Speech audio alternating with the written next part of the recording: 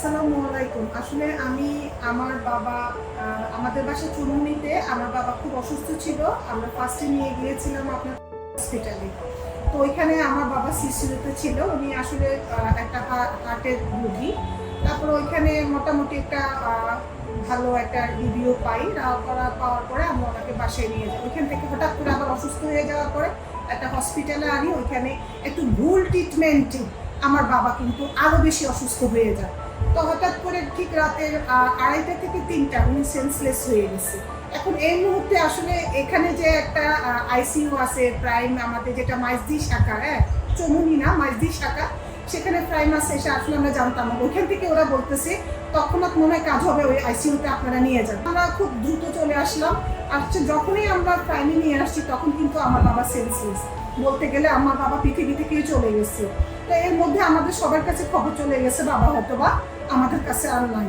তো এই মুহূর্তে আমরা সাথে সাথে ওনাদের ভর্তি, ওনাদের আইসিইউতে আমরা ওনাদের সাহায্যে এখানে ভর্তি করানোর পরে বেশ ওনারা অনেক ওনাদের নিজস্ব চিকিৎসাবিদ সব কিছু চিন্তা ভাবনা করে সব কিছু প্রয়োগ করে মোটামুটি আমার বাবার একটা মিডিয়াম একটা মানে ইয়াতে নিয়ে আসছিল।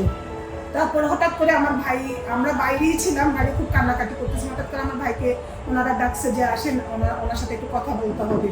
পরবর্তীতে মনে হয় কি দিয়েছেন আপনারা আমার বাবাকে? ডিসি শটটা দিছে। হ্যাঁ, অনেকক্ষণ পরে আমার বাবা মনে হয় একটু করে মানে অনেক চেষ্টা করার পরে বিভিন্ন রকম মেডিসিন প্রয়োগ করছে, তখন সব কাজে ওনারা মোটামুটি করে ফেলছে। করার পরে আমার বাবার তো হায়াত ছিল, মালিকে বললো যে ও যে হায়াত থাকলে কেউ মারতে পারে না, হয়তো ওনারা ওটা হচ্ছে ওনাদের উসিলা। তবে সাথে সাথে তখনও যে চিকিৎসাগুলো আমার বাবা এই মুহূর্তে আমি যখন দেখা করছি আমাকে বলতেছে, বাবা এরা আমাকে নতুন একটা জীবন দিচ্ছে। আমার তো যে অবস্থা হয়েছে সে অবস্থায় আমি কি বলবো বাবা, আমি মনে হয় না জীবনে তোমাকে দেখতে পারবো বা তোমাদেরকে দেখবো, ওই ধরনের কোনো, এদের উপর আমার যথেষ্ট খুশি। আর এখন তারপরে আমার বাবা এবার 11টা ঠিক 3:30 আমরা যখন ভর্তি করেছি তখন তো আমার বাবা নাই ছিল। আমরা জানতাম যে আমার বাবা মারা গেছে।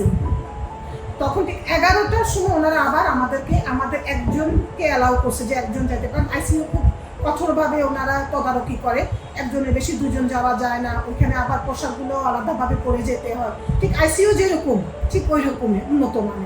আবার বাড়ি থেকে একজন বলতেছে যে দেখেন আপনি আপনার বাবাকে ডাকবেন, আপনার বাবা যদি কথা বলে তাহলে বুঝবেন যে আপনার বাবা বেঁচে আছে। তখন আমি ভিতরে ঢুকলাম, ঢুকার পরে আমি বললাম আব্বা আব্বা বলে 3বার ডাকলাম, উনি কথা বলে না। আবার আমি জোরে বললাম আব্বা আব্বা আমি আসছি। তো তখন আমার বাবা কি হয়েছে, উনি আস্তে চোখ খুলে উনি আমাকে রেসপন্স দিচ্ছে। তখন আমার মতো খুশি পৃথিবীতে আমার মনে হয় কোনো সন্তান এই অবস্থা কোনো বাবাকে দেখলে এরকম খুশি হবে এটা বলার বাহুল্য। তারপর যাই হোক আমরা চলে আসলাম আলহামদুলিল্লাহ। গত বেশি দিন হয়নি, 2 দিন হয়েছে, গতকাল 3:30টায় ভর্তি করাইছি ওনার এই মুমূর্ষ অবস্থা। এখন বিকেল কয়টা বাজে? 5টা 5:30 বাজে। এখন আলহামদুলিল্লাহ আমার বাবা আগের মতোই অনেকটা ইমপ্রুভ হয়ে গেছে। আর সামান্য কিছু যেটা সমস্যা আছে হয়তো এই রাত্রে ওনারা বলতেছে মোটামুটি ওটাও ভালো অবস্থানে চলে যাবে। তো আমি মনে করি যে আমাদের মতো যে গুরুত্বপূর্ণ পেশেন্টগুলো, গতকাল থেকেই কিন্তু আমি এই হসপিটালে রেগুলার আসতেছি, আমি পেশেন্টকে দেখতেছি, ওদেরকে ঢুকাচ্ছে বের করতেছে, যাদের চিকিৎসা দিতে পারছে না তাদেরকে পাঠাচ্ছে বিভিন্ন জায়গায়, হ্যাঁ, যারা খুব ক্রিটিক্যাল অবস্থায় আছে, আর যাদের করা যাবে ওনারা যথেষ্ট চেষ্টা করতেছে। আলহামদুলিল্লাহ ওনাদের গুড বিহেভিয়ার, ইভেন ওনাদের চিকিৎসা যতটুকু মানে তৎক্ষণাৎ দরকার সমস্ত রকম ওনারা ওইগুলো প্রয়োগ করে থাকে। তো আমি বলবো আমরা দূরে কোথাও না গিয়ে, ঢাকায় আমরা যেতে যেতে হয়তো আমার বাবাটা মারা যেত, কারণ আমি এখান থেকে ঢাকায় রওনা দিতে আমার 3.5 ঘন্টা কি 4 ঘন্টা ওইখানে পৌঁছাতে লাগবে। 3:30টায় বের হলো কিন্তু আমি হসপিটাল পর্যন্ত 3 থেকে 4 ঘন্টা।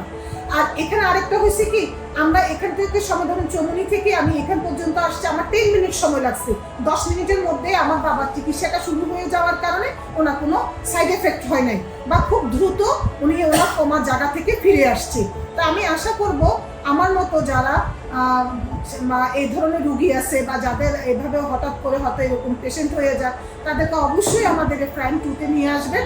আশা করি এত দূরত্বে যাওয়া দরকার নাই, চেষ্টা করেন আসেন, আমাদের সবাই ভালোবাসায় একটা ভালো একটা জায়গা তৈরি হোক আমাদের জন্য। আপনারা হয়তো চিন্তা করবেন যে এক্সপেন্সিভ বা কতটুকু টাকা লাগবে কতটুকু কি, আসলে ভালো কোনো কিছু পেতে হলে আমি মনে করব কিছু অবশ্যই কিছু দিতে হবে, কারণ প্রত্যেকের সময়, প্রত্যেকের শিক্ষা, প্রত্যেকের স্থান থেকে সবকিছুই গুরুত্বপূর্ণ। আল্লাহ হাফেজ প্রাইমের পক্ষ থেকে আর সবাইকে অসংখ্য ধন্যবাদ আমার বাবার নতুন জীবন দেওয়ার জন্য। আমরা আবার বাবা বলে ডাকবো। আল্লাহ হাফেজ।